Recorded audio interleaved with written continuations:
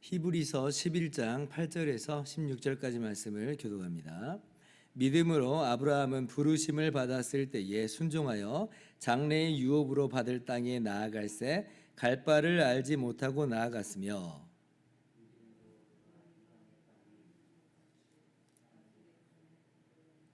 동일한 약속을 유업으로 함께 받은 이삭 및 야곱과 더불어 장막에 거하였으니 이는 그가 하나님이 계획하시고 지으실 터가 있는 성을 바랐습니다.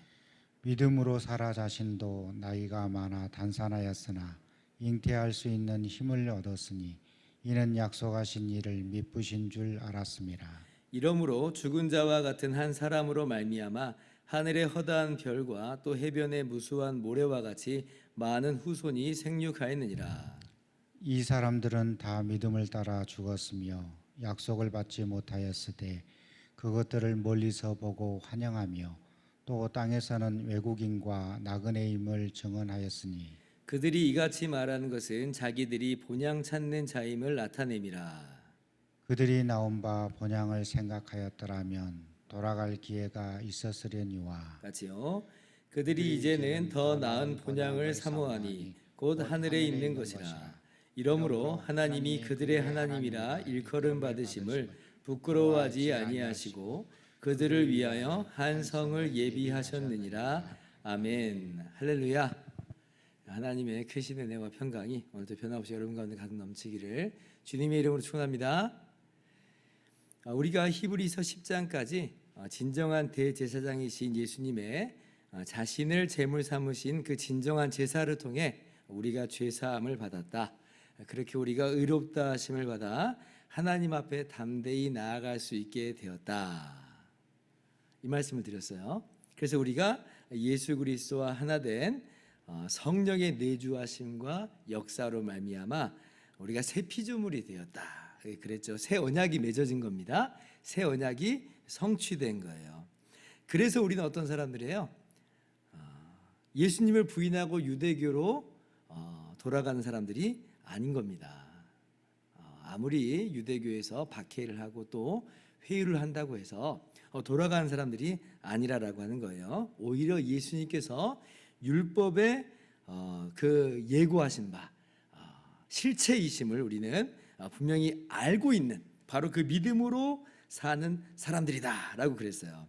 물론 이제 우리에게도 아직 완전히 다 완성된 모양으로 드러난 건 아닙니다. 이미 우리 안에 하나님의 나라가 이루어졌지만 구원이 이루어졌지만 그러나 여전히 완성된 모습으로 나타나는 것은 아니기 때문에 우리는 여전히 그 같은 믿음으로 장차 완성될 것까지 내다보면서 살아가는 사람들이에요. 그때 이제 어떤 일이 벌어져요? 우리의 썩을 이 육신이 영광의 그 몸으로 부활하게 된다. 이제 그랬죠. 하나님께서 함께 거하시고 다스리시는 새 하늘과 새 땅에서 우리가 영원히 함께 거하게 된다라고 이제 말씀을 드렸습니다. 히브리서 11장은요. 이 믿음으로 살았었던 믿음의 선배들의 모습을 쭉 나열해 주는 거예요. 그냥 괜히 나온 게 아니라 이러한 믿음으로 살아갔던 우리들의 이 믿음의 선배들의 모습을 쭉 나열하면서 무슨 얘기를 하는 거겠어요? 우리도 마찬가지로 그 믿음의 선배들이 보여준 그 모습, 그들이 증거한 그 모습을 우리도 같이 동일한 믿음 가운데로 나아가자라고 하는 것이 이제 히브리서 11장 말씀입니다. 근데 이제 보시면 아시겠지만 히브리서 11장에 소위 우리가 믿음의 용사들이라고 하는 명단이 쭉 나오는데 구약 인물들로 주로 채워져 있죠. 거의 다 구약의 인물들이에요.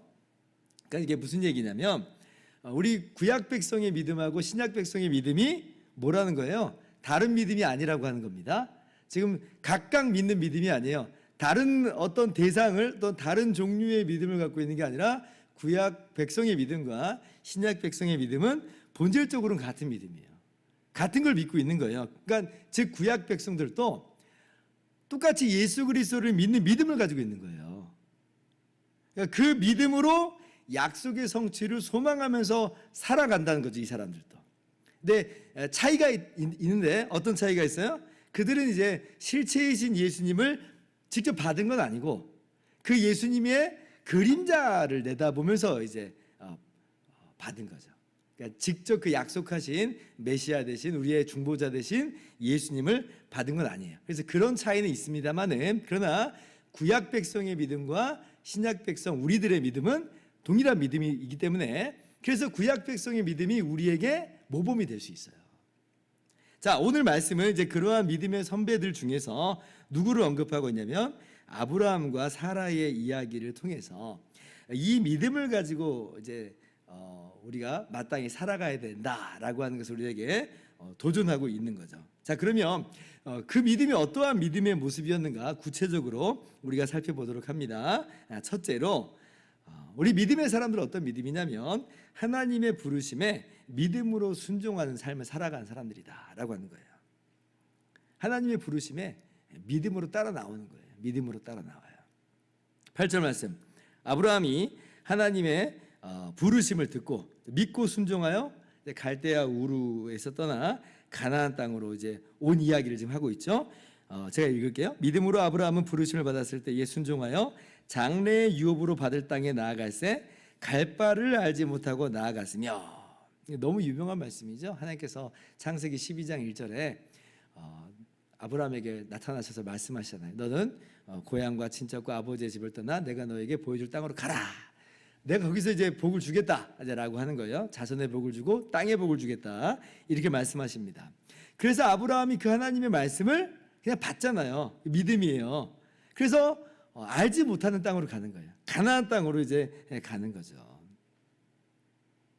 여러분 그래서 우리도 하나님이 이끄시는 대로 어디로 가자. 제가 지금 이렇게 적용하려고 하는 게 아니라 보다 근본적인 걸 얘기하고 싶은 거예요. 예수 그리스도 안에서 우리를 택하시고 부르신 그 하나님의 부르심을 우리가 그 믿는 믿음 안에 부름받아 따라 나왔잖아요. 그 믿음 안에 거하자라고 하는 겁니다. 복음을 듣고 그 복음의 복음을 믿는 것에 우리가 변함없이 그 자리를 우리가 지켜나가자라고 하는 거예요. 아브라함 같은 경우는 이제 때로는 이제 그 자리를 이탈도 했죠. 애굽으로 기근이 와가지고 애굽으로 내려가는 일들도 있기도 그렇습니다. 그런데 이제 하나님께서 그 아브라함을 다시 이게 약속의 땅으로 돌이키시는 이제 그런 은혜를 계속해서 주세요. 그러니까 우리의 믿음이라는 게 참 어떻게 보면 너무 연약하기 그지없는 그런 모습이고 사실 하나님께서 우리를 붙잡아 주시는 그 은혜가 너무 지극히 큽니다. 자, 그런데 그럼에도 불구하고 우리가 오늘 마음 가운데 새겨야 되는 내용은 뭐냐면 하나님의 말씀에 대한 우리가 그 믿음을 우리가 붙잡자는 거예요. 그 믿음에서 우리가 이탈하지 말자라고 하는 것입니다. 우리가 그 믿음으로 지금 예수님을 믿은 거죠. 우리가 아브라함 같은 그런 동일한 경험은 아닐 수 있지만 사실은 넓게 보면 같은 그런 흐름 속에 있어요. 우리도 고향과 친척과 아비 집을 떠난 거 아닙니까? 사실은 우리의 옛날의 모습, 옛 생활을 다 내려놓은 거잖아요. 이거 아니다라고 우리는 고백하는 사람들이에요. 이거 아니고 예수 그리스도를 통해서 우리를 구원하신 하나님이 맞다라고 하면서 그 하나님 부르심을 따라서 나온 사람들이잖아요. 그 과정 가운데 어떤 사람들은 가족의 반대를 받기도 하고 어떤 사람은 환경의 유혹을 또 받기도 합니다. 그러나 그럼에도 불구하고 우리는 약속하신 그 하나님 예수 그리스도 안에서 우리에게 약속하신 그 하나님을 믿는 믿음으로 따라 나온 사람들이에요. 우리가 그 믿음을 가지고 지금 이 신앙생활을 시작한 것처럼 여전히 우리가 그 믿음 가운데 거하는 저와 여러분 모두 되기를 주님의 이름으로 축원합니다. 자, 두 번째 어떠한 모습으로 우리 믿음의 선배들이 살아갔는가라고 할 때에 여전히 그 믿음으로 이 자리에 거하면서 장막 같은 삶을 감내하면서 살았다. 감내하면서 살았다. 9절 말씀이에요. 믿음으로 그가 이방의 땅에 있는 것 같이 약속의 땅에 거류하여 동일한 약속을 유업으로 함께 받은 이삭 및 야곱과 더불어 장막에 거하였으니. 그러니까 장막 같은 삶을 기꺼이 감수했다라고 하는 거죠. 그러니까 한 번 고향과 친척과 아버지 집을 떠나는 그런 모습으로 우리 믿음의 삶이 그치지 않고 계속해서 이게 이어집니다. 장막 같은 삶이에요. 장막 같은 삶. 근데 괜찮다는 거죠.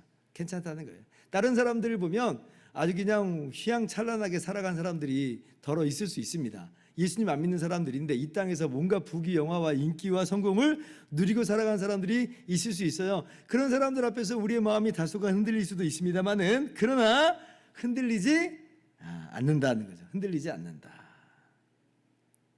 우리는 돌아가지 않는 거죠. 돌아가지 않아요.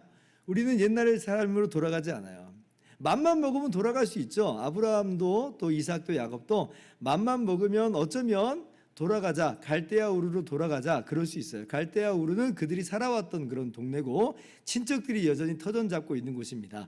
돌아가면 어쩌면 거기에서 번듯한 삶을 또 영위할 수 있었을지도 모르겠습니다만은 그러나 아브라함도 그렇고 이삭도 그렇고 야곱도 그렇고 돌아가지 않는다. 왜? 거기는 내 본향이 아니거든요. 갈대아 우르는 내 본향이 아니에요. 우리들의 본향이 아닙니다. 이미 이분들은 본향이 어딘지를 알고 있는 거예요. 하나님께서 약속하신 바로 그 땅이 본향이구나. 그림자처럼 지금은 약속의 땅이 가나안으로 보여진 건데 그 그림자를 통해서 이분들이 뭘 본 거예요? 우리하고 똑같은 걸 본 거예요. 새하늘과 새 땅을 바라본 겁니다. 그러니까 뒤돌아가지 않는다라고 하는 거죠. 왜냐하면 지금은 좀 고달플 수 있지만 그러나 이 땅은 잠깐 있다가 없어져 안개 같은 삶이고 기껏해야 70에서 100년 정도 사는 삶이고 그런데 주님께서 우리 가운데 약속하시고 허락하신 그 땅은 영원한 나라니까 이거 어떻게 돌아갈 수 있겠어요? 눈이 가려지면 돌아가죠. 눈이 가려지고 근데 믿음으로 눈이 열린 거예요. 믿음으로 눈이 띄어진 거거든요. 그러니까 돌아갈 수 없다. 나그네 삶이라 할지라도 감내하는 거예요. 장막에서 사는 삶이라도 감내한다. 우리 예수 믿는 사람들이 다 성공하고 뭐 다 잘 먹고 잘 삽니까? 뭐 그런 분들도 하나님의 은혜 가운데 있고 또 그래서 쓰임 받는 사람들 있지만 태반은 그렇게 못 살거든요. 그러나 괜찮다고 우리는 믿어요. 괜찮다고 우리는 여전히 기쁨과 평안을 누리면서 살아갑니다. 실제로 그렇습니다. 왜냐하면 이 땅은 우리의 본향이 아니고 우리에게는 본향이 있기 때문에 그렇습니다. 그러니까 우리는 충분히 기쁨 가운데 이 자리를 사수할 수가 있는 거죠. 돌아가지 말기를 바랍니다. 자, 그런데 이제 이게 뭐 우리의 의지와 결단이 대단해서 그런 거냐? 그렇지는 않아요. 우리의 믿음은 아까도 얘기했듯이 참 연약하기 그점나. 아브라함도 약속의 땅인 가나안 땅까지 왔다가 애굽으로 막 이렇게 넘어가 버리기도 하고 막 그러잖아요. 마찬가지예요. 우리들의 삶도 참 연약한데 그러나 정말 이러한 연약한 우리를 붙잡으시는 하나님의 신실하심이 있어요. 하나님의 신실하심, 약속하신 하나님의 그 신실하심이 있어요. 그분은 정말 하나님을 믿으실 만한 분입니다. 오늘 사라 이야기가 잠깐 나오죠. 11절 보면 믿음으로 사라 자신도 나이가 많아 단산하였으나 잉태할 수 있는 힘을 얻었으니 이는 약속하신 일을 미쁘신 줄 알았습니다. 이 말씀만 딱 보면 야 사라가 처음부터 초지일과 믿음이 엄청 강한 사람처럼 우리가 생각할 수 있지만 사실 그렇지 않은 건 우리 너무나 잘 알고 있죠. 아브라함의 첫째 아들은 사실 이스마엘인데 이스마엘을 낳게 된 이야기가 뭐예요? 사라가 지금 자기 아들을 못 낳으니까 여종을 지금 아브라함한테 주면서 이를 통해서 아들을 낳자라고 한 거잖아요. 그러니까 사라가 지금 계속 지금 흔들리고 있는 모양을 성경은 보여줍니다. 아브라함이 99세 때 하나님께서 아브라함을 통해서 이삭을 사라를 통해서 주시겠다 약속하셨어요. 첫 번째 말씀하셨고 두 번째 나타나셔서 다시 한번 말씀하실 때는 사라가 장막 뒤에서 있었거든요. 근데 사라가 그때 어때요? 웃었다 그러죠? 웃었다. 못 믿은 걸 말하는 거예요.